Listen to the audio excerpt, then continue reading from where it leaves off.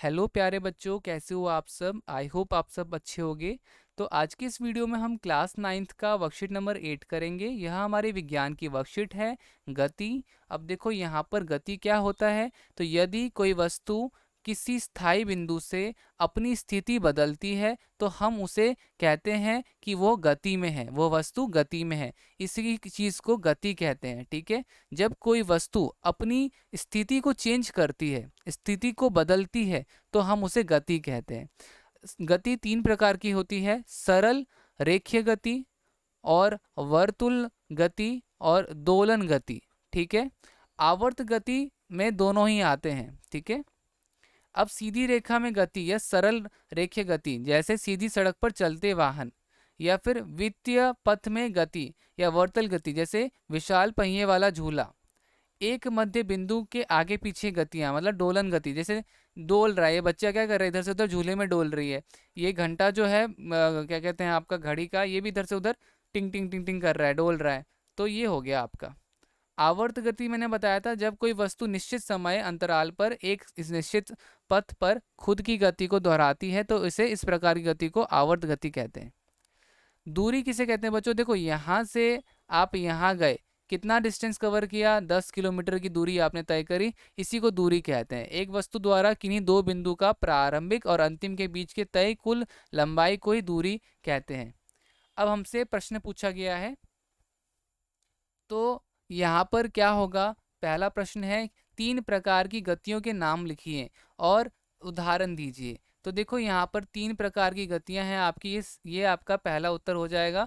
साथ ही साथ इसका उदाहरण भी आपको दे रखा है। तो ये हमारा उत्तर एक हो जाएगा बच्चों, ठीक है। उत्तर एक, सीधी रेखा में गति या फिर सरल रेखीय गति, वित्तीय पथ में गति, और एकमात्र बिंदु के आगे।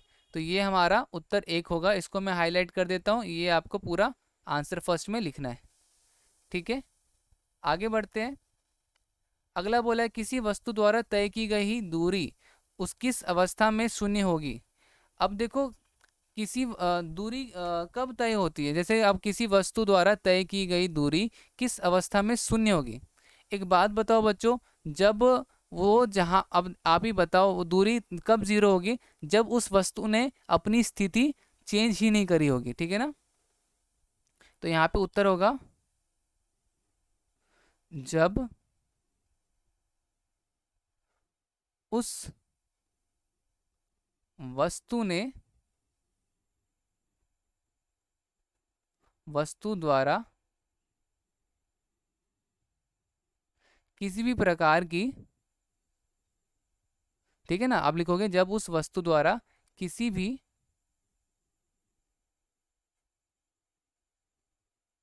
प्रकार की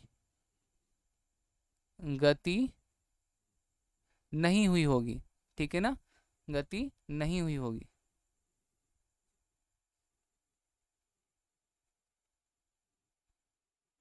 हुई होगी,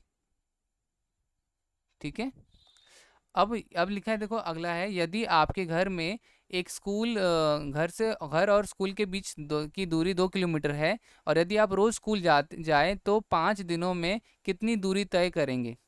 अब देखो सिंपल सी बात है कि अगर आप रोज स्कूल जा रहे हो तो घर भी आ रहे हो ना, तो मैंने कहा जैसे कि ये हम एक बिंदु ले लेते हैं और ये हम बी दूसरा बिंदु ले लेते हैं। ये आपका घर का रास्ता है और यहाँ ए से बी आपका स्कूल का रास्ता है। अब आप देखो 2 किलोमीटर का रास्ता है, आप यहाँ से घर गए और फिर आप वापिस से आ गए, तो एक दिन में आप टोटल कुल कितना दूरी तय किए, तो आप 4 किलोमीटर दूरी तय किए। तो 5 दिन में कितना हो जाएगा, 5 दिन में 5 दिन में 4 गुना 5 हो जाएगा 20 किलोमीटर, ठीक है। अब अगला देखते हैं, पृथ्वी लगातार घूम रही है और गति कर रही है, तो इसका अर्थ क्या यह हुआ कि पृथ्वी के पेड़ भी गति कर रहे होंगे। आप यहाँ पे बोलोगे नहीं, नहीं, पृथ्वी के पेड़ गति नहीं कर रहे होंगे। क्योंकि पेड़ क्या करते हैं, पेड़ अपनी, क्या बोलोगे बच्चों आप, पेड़ अपनी अपनी अवस्था, अपनी गति को नहीं बदलती है, ठीक है, अपनी स्थिति को नहीं बदलती है। तो यहाँ पे आप लिखोगे क्योंकि वह अपनी स्थिति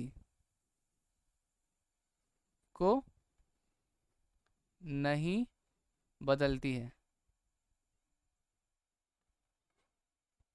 ठीक है। और यहाँ पे हमारा ये वर्कशीट कंप्लीट हो गया। उम्मीद करता हूँ आपको ये समझ में आ गया होगा। वीडियो अच्छी लगी तो लाइक शेयर कमेंट ज़रूर कीजिएगा। अब मिलते हैं अगली वीडियो में।